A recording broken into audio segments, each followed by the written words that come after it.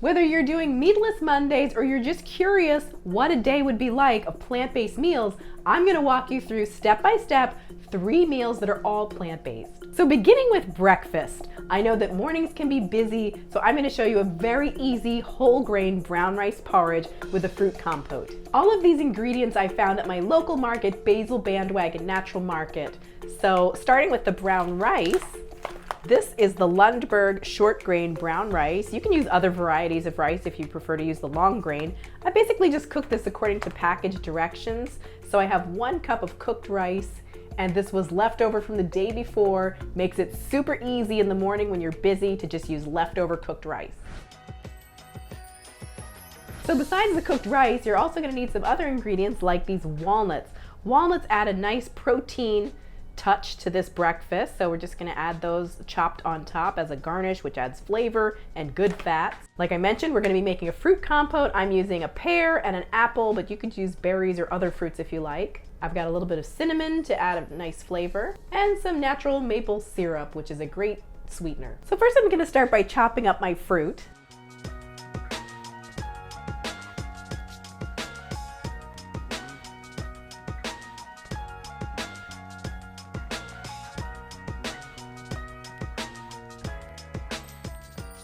So now that I've got all of my fruit in a small pot, I'm gonna add just a touch of maple syrup. This is literally just a couple tablespoons or so.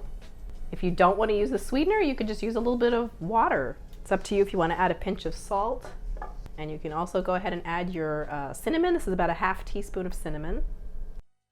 So now I'm just gonna put a lid on top, bring this up to a gentle boil, and then lower it to simmer for about 20 minutes until it's nice and soft and thickened.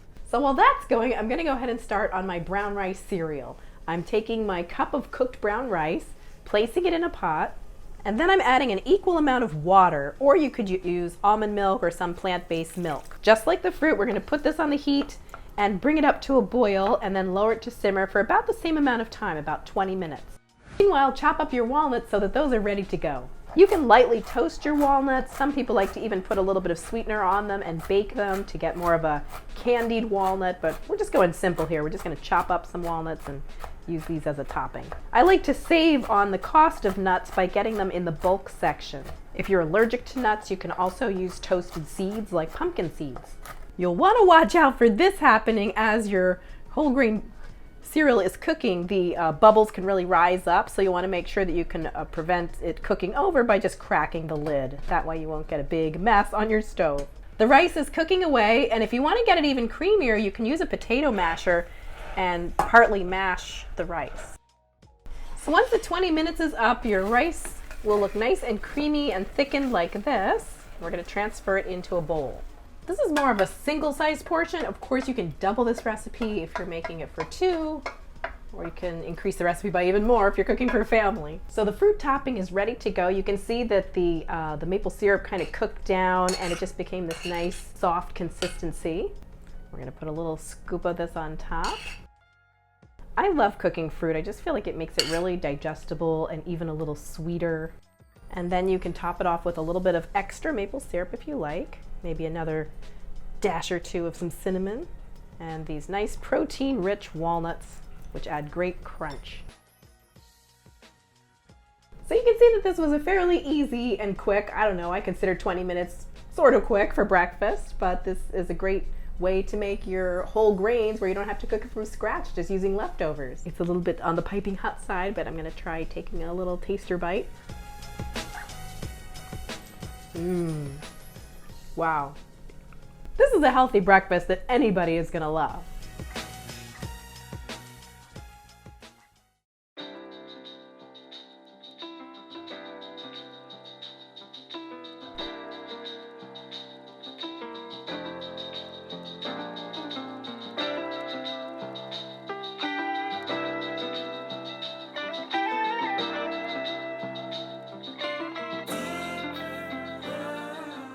While breakfast is cooking away, I'm going to show you how to make an easy lunch in the form of vegetarian sushi.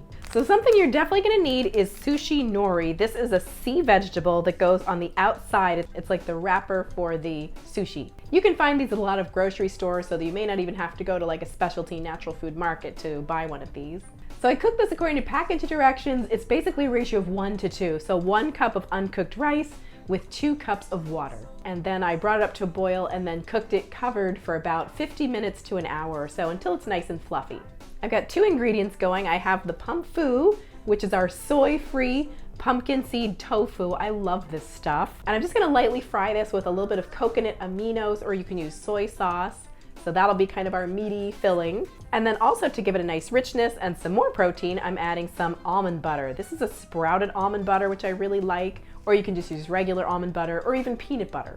I'm giving the sushi a nice health boost by adding some fermented food.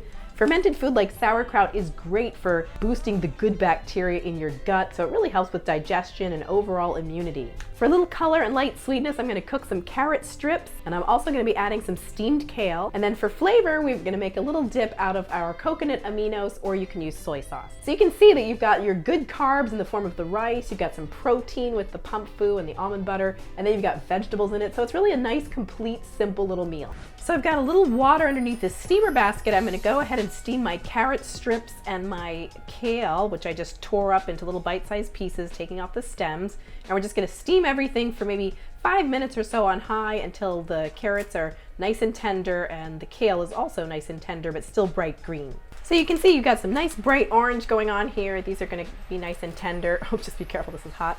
And we just wanna cook the kale down to get it a little bit more soft.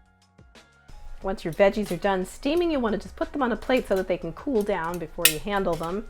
All right, so I'm going to cut my pumfu just like I would tofu into long strips. And it's really amazing. This is exactly like the consistency of tofu.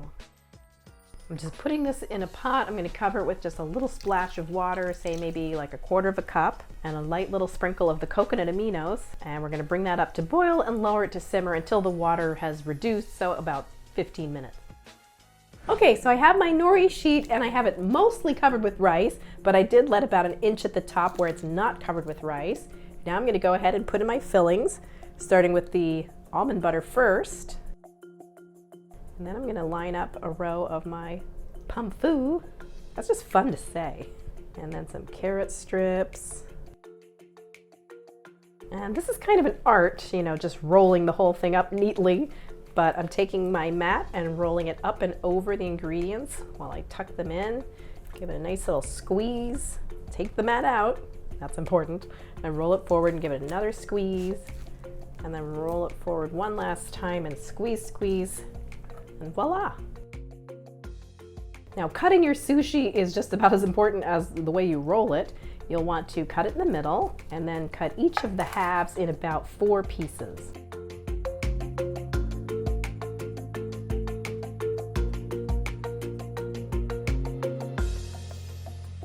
So Bree, who's usually on the other side of the camera, is gonna come around and help me to taste test this good looking sushi.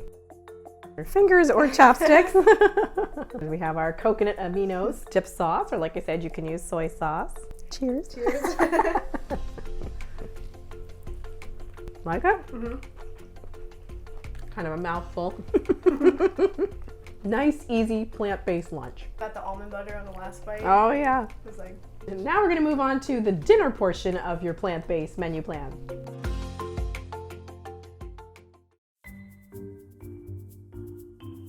So for dinner, it's always fun to make a bootable type of meal. That's where you have a little portion of different things like a whole grain, a bean or tofu, maybe some fermented food, vegetables, that kind of thing to really make a well-rounded meal. So I thought we'd make a Mexican-themed bootable. So to scoop everything up, we have these almond flour by Siete almond flour wraps. These are like a nice grain-free tortilla. You can use any type of whole grain tortilla you'd like to use. For protein, we're using the Jovial brand beans. You can use any variety, but you know, for a Mexican theme, generally kidney beans or pinto beans or a black bean goes well. And we're gonna season the beans with a little bit of sauteed red onion, some garlic, and some cumin. Cilantro will give a nice flavor to our guacamole. We're gonna use a little bit of apple cider vinegar along with the carrots and also again the cilantro to give it a nice salsa flavor. We'll use olive oil as needed to do our sauteing. And then we've got some beautiful Japanese yams. We're getting a little eclectic here with our where we're getting our different ingredients, but this will make a nice, pretty colorful addition. And then just some shredded lettuce to have on the side. So we just boiled these diced carrots, and now that they've cooked, we're going to go ahead and make this into our salsa. So to cook our Japanese sweet potatoes, I'm just going to chop these in half so they fit into this little pot and just cook them with enough water to almost cover them until they're nice and fork tender. So in the meantime, I'm just going to go ahead and dice up some red onion. We're going to need some red onion in the carrot salsa. We're going to use it with the beans, and we're also going to use some in the guacamole.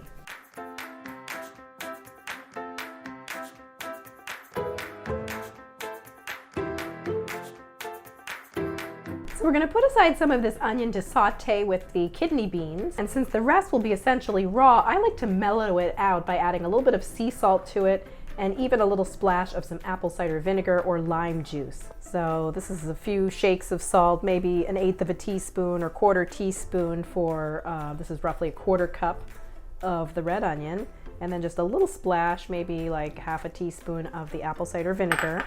And we're just going to let this sit a little bit, and that helps to tame down that raw, pungent onion flavor. Our carrots are boiling away. It should only take about 5 minutes or so. You just want to get them to the point where they're fork tender, and then we're going to drain off that water. So over medium heat, I'm going to add maybe 1 teaspoon or 2 of our olive oil, and then I'm going to add the onion, and I minced up a couple cloves of garlic. You can add a little pinch of salt. So for the carrot salsa, I'm going to add 1 tablespoon of apple cider vinegar, or you can add lime juice if you prefer.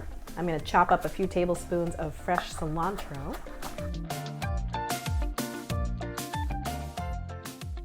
After your onions have marinated for about 15 or 20 minutes, you can add 1 teaspoon or 2 of this to the carrot salsa. And let that sit while you prepare your guacamole. Once your onion has softened, you can go ahead and add your beans. This is a 13-ounce jar of the jovial kidney beans, 1/2 teaspoon of cumin, and a little sea salt to taste. Feel free to add other spices if you like to add cayenne or something a little more spicy and hot. You can add chopped jalapeno as well. I'm not a huge spice person, so I'm just keeping it mild and simple here. And now we're going to cover that and let it cook for about 5 to 10 minutes to really let that flavor get in there in the beans. When it comes to Mexican cooking, you almost can't have too much cilantro. And the other nice thing about cilantro is it helps to detoxify heavy metals out of your body. So nice little bonus there. So we have a couple tablespoons of the marinated onion remaining in this bowl. That's going to be perfect for this little portion of guacamole. I'm going to add our chopped up cilantro, which is a couple tablespoons as well. I'm going to cut up my avocados. It can be really hard to hit it right on the avocados, but there we go. We got a little bit of overripeness, but mostly they look pretty good. Just pick out any gray areas like that and discard it. Now, if you like, you can score your avocado where you're just taking a knife and very carefully scoring it like that. And then we're just going to scoop it out with a spoon and add it to our marinated red onion and cilantro. Guacamole adds good fats to this meal.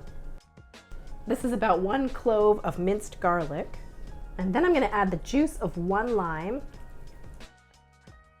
This smells so fresh and delicious. Add sea salt to taste, or about 1/2 teaspoon. Stir it up. If you like your guacamole a little more creamy, you can definitely mash some of it with the back of a spoon. And just like with the beans, if you like a little bit more spice here, feel free to add a little bit of chopped jalapeno or even habanero pepper if you really like it spicy.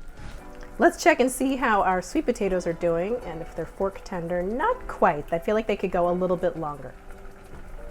Getting there.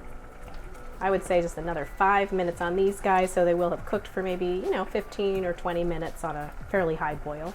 Our beans are looking good and they're smelling nice and aromatic. We'll just let those cook a little bit longer as well to really get that flavor infused in there. So we're going to briefly warm the tortillas on a warm cast iron skillet, or you can use a non-stick skillet. You just want to heat it up on medium and just take a few turns for each tortilla. In the meantime, the beans are done and ready to go, and our sweet potatoes are done. You can warm each tortilla for just maybe a minute or so. And just keep the tortillas warm, covered with a towel or paper towel. So once your potatoes are cool enough to handle, you're just going to peel off the outer skin. I'm cutting up the sweet potatoes into little bite-sized pieces.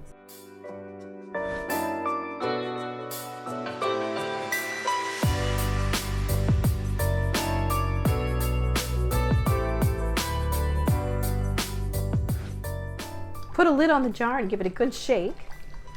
You can always feel free to add a little sweetener if you like, a little bit of tahini. You can even add some mustard to give a little depth of flavor. And now the fun part, to put it all together in a pretty bowl. So here's cooked quinoa. This was cooked according to package directions, which was 1 cup of uncooked quinoa with 2 cups of water. I cooked it for about 20 minutes, 25 minutes or so. And so we're gonna put a scoop of that. That also adds nice fiber and protein and a lot of essential amino acids. Put a little portion of our beautiful sweet potatoes in there. They look so pretty. If you can't find the purple ones, don't worry. You can also use the orange or white sweet potatoes. Probably the orange would look a little prettier. I always go for a variety of color in this kind of thing. And then a little portion of beans. The idea is you just basically want to get like an even amount of each ingredient in the bowl. Some shredded lettuce and a hearty scoop of guacamole. Give your dressing another shake and then just pour a desired amount over the whole bowl. What the heck, I'm going to use all of it. Serve this along with your warm tortillas and you have a delicious, hearty, plant-based dinner. Okay, so reality moment. We were just about to take the beauty shot and I realized we forgot the carrot salsa. So we're back with carrot salsa. That's going to go perfectly and add a lot of color and flavor right there in the center. So this is a hearty dinner, plant-based style. I hope this gave you some interesting ideas for what you can eat in a day with plant-based ingredients. It can be versatile, delicious, and satisfying. Thanks again to Basil Bandwagon, and if you enjoyed this video, please give it a thumbs up and subscribe to my channel for more weekly cooking videos. Thanks for watching.